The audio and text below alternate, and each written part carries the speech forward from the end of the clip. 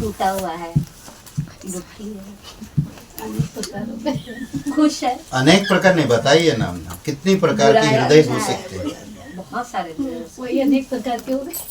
नहीं बताइए ना, एक वो टूटे हुए हृदय और हर्षित हृदय, खुशी हृदय और प्रेमी हृदय और प्रेमी निराश अभी टूटे हुए में आ गया सब, निराश आ गया, सब आ गया, खुशी में प्रेम भी आ गया, सब आ गया। ओके।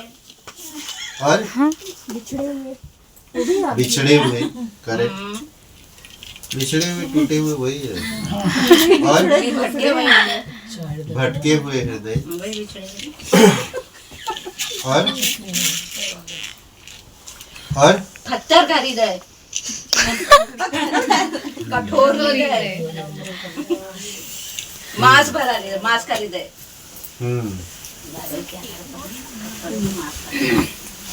क्या बाइबल पढ़ते हैं, क्या सब अच्छे अच्छे सिखाते, ज्ञान कहाँ जाता समझ नहीं आता।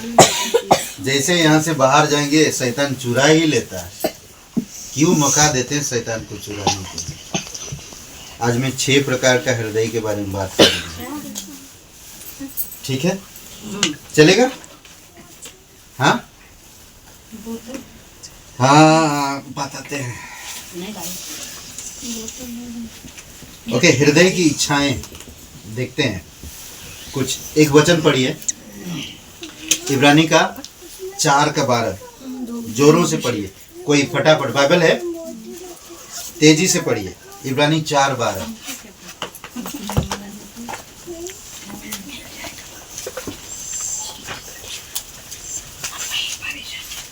इब्रानी 4:12। ईश्वर का वचन जीवित और प्रबल और हर एक 2-धारी तलवार से भी बहुत चोखा है, और प्राण और आत्मा को और गांठ गांठ और गूदे गूदे को अलग करके आर पार छेदता है, और मन की भावनाओं और विचारों को जांचता है। मन की भावना और विचारों को जांचता, आपके हृदय को जांचता है परमेश्वर, है ना? परमेश्वर का वचन प्रभावशाली, क्या कहता है, 2-धारी तलवार के समान है, प्रबल है, जीवित है और बहुत चोखे से भी तेज है। प्राण, आत्मा, मन जांचता है। आपकी प्राण कैसा है, आपका मन कैसा है, आपका हृदय कैसा है। हृदय की भावनाएं अगर आप कुछ करते हो तो परमेश्वर को पता है। अगर आप मन में कुछ विचार करते हो तो उसके विषय में भी उसको पता है। परमेश्वर को मालूम है कि इंसान कितनी कमजोर है, उसको मालूम है उनकी कमजोरी को, तभी तो वो स्वर्ग की सिंहासन छोड़कर इस धरती पर उतर आया, करेक्ट, ताकि हम परमेश्वर के पास आ सके, ताकि हम उसको, उसकी भरपूरी को हम प्राप्त कर सके। अद्भुत है, उसकी भरपूरीता को हम प्राप्त कर सके। इसलिए प्रभु यीशु मसीह कहता ना, यूहन्ना का 1:16 में, उसकी परिपूर्णता से हम परिपूर्ण हुए। अद्भुत है ना? उसकी परिपूर्णता से हम परिपूर्ण हुए। उसका हृदय, उसका मन, उसकी जीवन, उसकी स्वभाव, उसकी चरित्र, ये सारी चीजें हमें प्रभावित करता है, करेक्ट।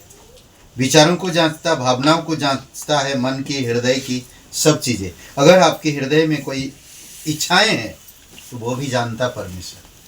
हमें इच्छा रखना है तो उसकी इच्छा क्या है। यीशु मसीह कहता है ना, आई थिंक कौन सा, यूहन्ना 3:13 पढ़िए।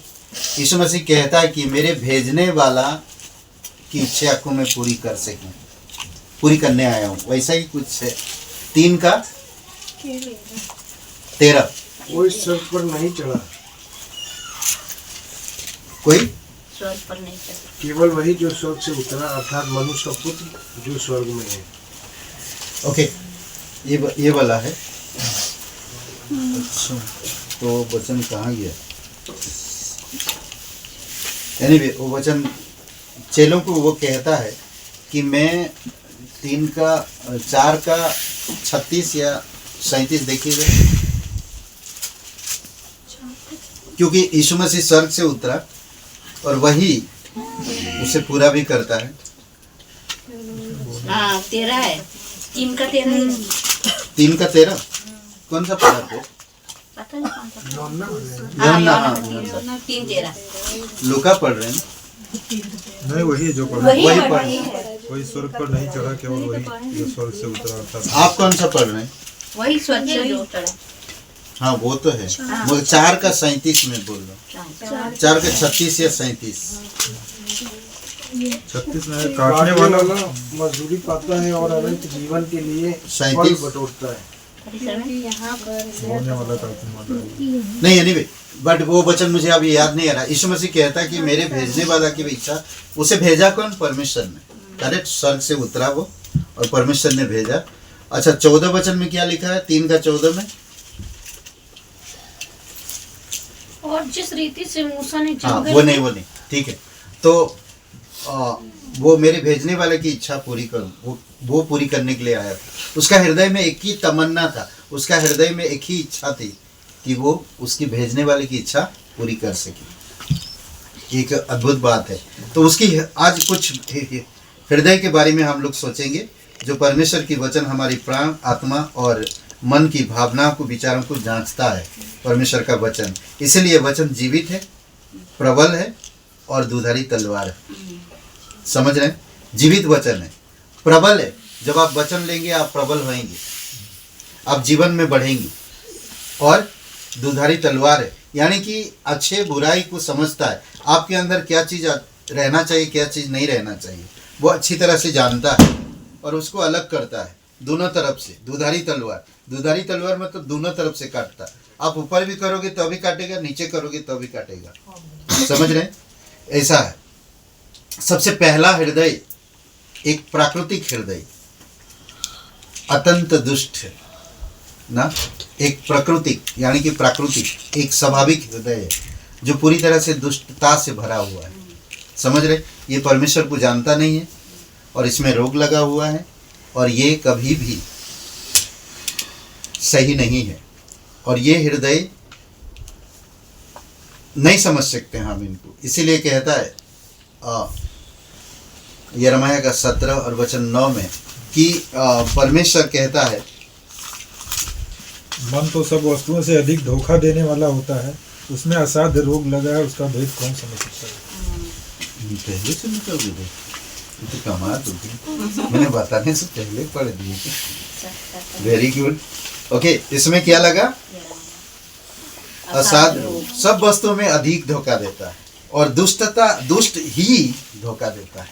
करेक्ट? सही इंसान कभी धोखा देने के लिए सोचेगा नहीं, दुष्ट हमेशा धोखा देता है। और इसमें असाध्य रोग लगा है और वो रोग कोई ठीक नहीं कर सकता परमेश्वर के सिवाय। ओके, एक अपश्चातापी हृदय। कौन सा हृदय? अपश्चातापी। वो पश्चाताप नहीं करता, कुछ भी गलती हो जाए, कुछ भी हो जाए, नहीं मुझे माफी नहीं मांगना ना, वो अपनी ईगो में रहता हमेशा। ये हृदय वो सही हृदय नहीं है। इसको कहते हैं चेतावनी का तिरस्कार करना। कभी भी उसको चेतावनी मिलता वो तिरस्कार करता, उसका इनकार करता, उसे कभी मानता नहीं, उसे कभी समझता नहीं, उसे कभी जानता नहीं। समझ रहे? जैसे कैन, उदाहरण के तौर पे कैन ना परमेश्वर की चेतावनी को भी नहीं मानता। कई सारे ऐसे रोमियो का 2:5 अगर पढ़ते हैं तो उसमें कहता है, पर तू अपनी कठोरता और हठीले मन के कारण, देखिए हिंदी बाइबल में यहाँ पर मन लिखा है, पर जो इंग्लिश बाइबल अगर पढ़ते हैं आप लोग तो उसमें हृदय लिखा है। तो मन दिमाग को कहते हैं ना, दिल कहते हैं हृदय को, पर जब ट्रांसलेट हुआ ना, इसमें सही ट्रांसलेट नहीं किया। ठीक है, कई बार हृदय को भी मन कहा गया और मन को भी मन कहा गया, तो इसीलिए कई बार हम लोग कंफ्यूज होते हैं मन और हृदय में। तो अपश्चातापी हृदय क्या करता है? चेतावनी को अस्वीकार करता, यानी कि तिरस्कार करता। पर तू अपनी कठोरता और हठीले मन के कारण उसके क्रोध के दिन के लिए, जिसमें परमेश्वर का सच्चा न्याय प्रकट होगा, अपने लिए क्रोध कमा रहा है। अपश्चातापी हृदय। कई बार हम किसी को दुखाते हैं, क्षमा नहीं मानते, तो इसीलिए बोलता ना, परमेश्वर का वचन कहता, सुसमाचारों में कहता है कि अगर तू भेंट चढ़ाने आया है, सबसे पहले जा तेरे भाई से मेल मिलाप कर ले, उसके बाद भेंट कर। तो आज भी वही कह रहा, नहीं नहीं मुझे नहीं माफ़ी मांगना, मैं भेंट लेना है तो लो, नहीं तो मैं जा रहा हूँ। ये अपश्चातापी हृदय, ना चेतावनी पाने के बावजूद भी वो तिरस्कार करता रहता है। तीसरा, एक पश्चातापी हृदय पाप का अंगीकार करता है। वो हमेशा गिल्टी अपने आप को कम, अपने आप को पाप में देखता और वो क्षमा मांगता है, पाप का अंगीकार करता है, हमेशा अपनी गलतियों का अंगीकार करता है। अगर वो गलती भी ना किया हो तब भी वो गलती अपने ऊपर ले लेता। टूटा मन, ये भजन संहिता 51:17 में, टूटा मन परमेश्वर के योग्य बलिदान है। टूटा मन, वो भले उसका कोई तारीफ नहीं कर रहा, भले वो कोई समझ नहीं रहा उसे, पर फिर भी वो क्षमा मांगता है, वो नम्र होता है और वे पश्चाताप का हृदय लेकर परमेश्वर के पास आता है और उस इंसान से भी क्षमा मांगता है। टूटा मन परमेश्वर के योग्य बलिदान है। हे परमेश्वर, टूटे और पिसे मन को तुझ नहीं जानता। अद्भुत है ना, अद्भुत है ये। चौथा, एक खुला हृदय। एक खुला हृदय कैसा होता है? वचन ग्रहण करता है हमेशा। खुला हृदय क्या करता है? वचन ग्रहण करता है। अगर छोटा बच्चा भी पुलपिट से शेयर कर रहा, कोई बातें कर रहा, परमेश्वर की बातें, तो उसको सब कुछ आने के बावजूद भी वो खुले हृदय से सुनता है। क्यों? क्योंकि वो परमेश्वर का वचन स्वीकार कर रहा, ग्रहण कर रहा, वो वचन को खुले दिल से सुनता है। ऐसा नहीं कि अरे पास्टर जी बोलेंगे तभी मैं सुनूंगा, बाकी कोई बोलेगा तो नहीं सुनूंगा। नहीं, हमें क्या ज़रूरत है, हमें क्या ज़रूरत नहीं है, कौन बातें कर रहा है, कौन नहीं बातें कर रहा, वो परमेश्वर को अच्छी तरह से पता है। मुझे क्या ज़रूरत है उसको मालूम है, कोई इंसान को नहीं मालूम। जो कोई भी इंसान वचन अगर शेयर कर रहा तो खुले दिल से हमें वचनों को ग्रहण करना चाहिए। सोचिए, समझिए और आगे बढ़िए। खुला हृदय, इसमें प्रेरितों के काम 16-14 में एक व्यापार करने वाली स्त्री थी, वचन ग्रहण किया उसने खुले दिल से, लुदिया नाम की, और थुआतीरा की नगर की थी। बेचनी कपड़े बेचने वाली एक भक्त स्त्री सुन रही थी पौलुस की बातें। प्रभु ने उसके मन को खोला कि वह पौलुस की बातें पर चित्त लगाए। फिर बाद में कहते हैं कि वहीं पर उसके घर पे पहली बाइबल स्टडी शुरू हो गया। अद्भुत है ना। कितना हृदय हो गया? 4। कौन सा हुआ? पश्चातापी खुला हृदय। प्राकृतिक, अपश्चातापी, पश्चातापी, और एक दिया ना, खुला हृदय नहीं, और एक दिया। 4 ही थैंक यू। सो नहीं रहे आप, इसलिए बार बार पूछता है। Anyway sorry.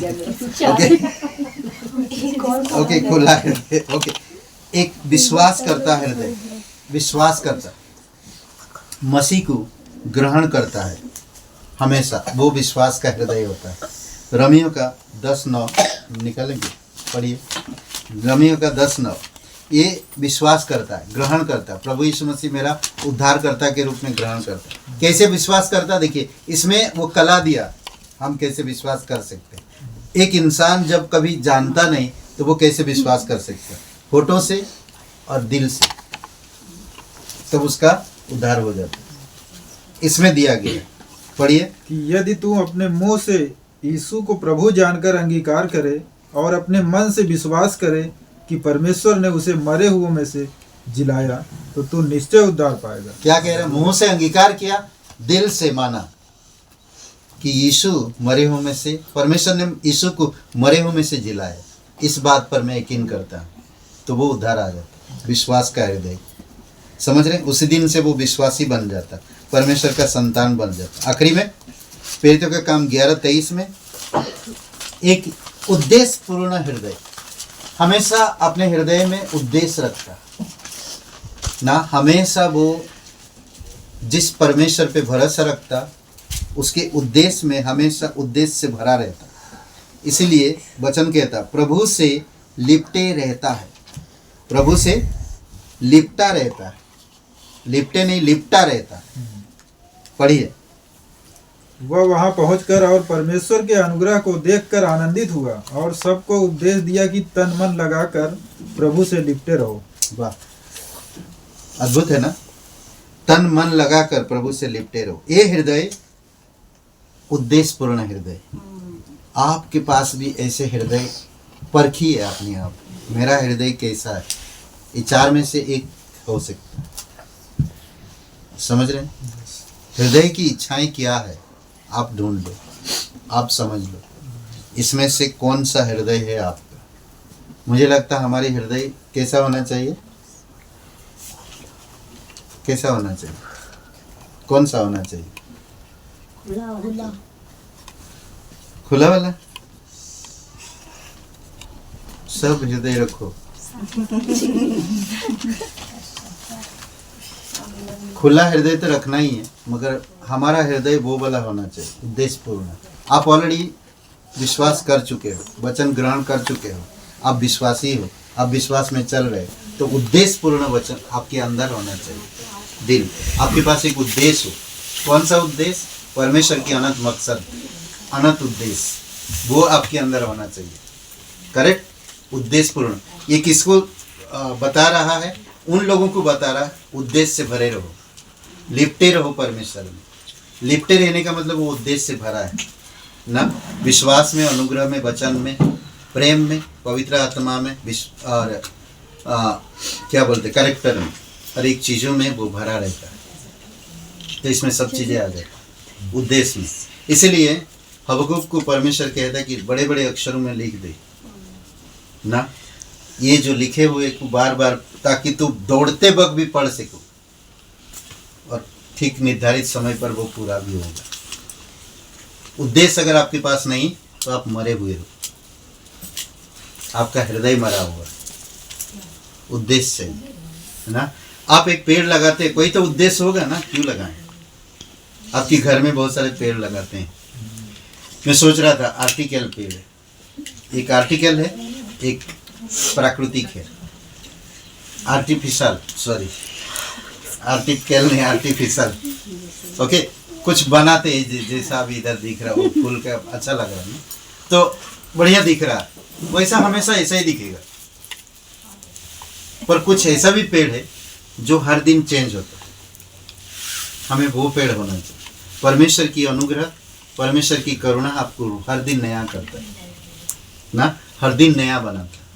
इसलिए उसके उपदेश में बड़ी है। परमेश्वर स्वर्ग छोड़कर आ गया इस धरती पर ताकि आपको अपनी जीवन दे सके, ताकि आपको अपनी जीवन दे सके, आपकी गलतियों को माफ करके आपको नया बना सके। कभी कभी आपके घरों में पेंट करते हैं तो पुरानी चीज़ों को हटा देते हैं, फिर नया पेंट करते हैं, नया चमक गया। परमेश्वर हमें हर दिन चमकाना चाहता है, हर दिन ना। तो कैसा हृदय होना चाहिए? उद्देश्यपूर्ण। आमीन।